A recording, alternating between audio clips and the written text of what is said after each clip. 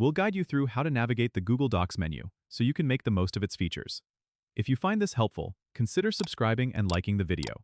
First, open Google Docs on your desktop by going to docs.google.com and either start a new document or open an existing one.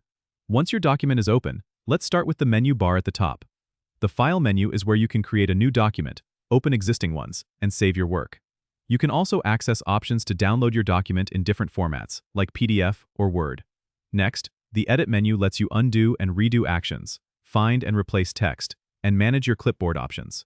Moving on to the View menu, it allows you to adjust how your document is displayed, whether you want to zoom in, zoom out, or switch to full screen for a distraction-free writing experience. The Insert menu is very handy for adding elements, like images, tables, charts, and links directly into your document. If you need to format your text, head over to the Format menu, where you can adjust font styles, sizes, and colors, or apply paragraph settings like line spacing and alignment. The Tools menu offers features like spelling and grammar check, word count, and voice typing if you want to dictate instead of type.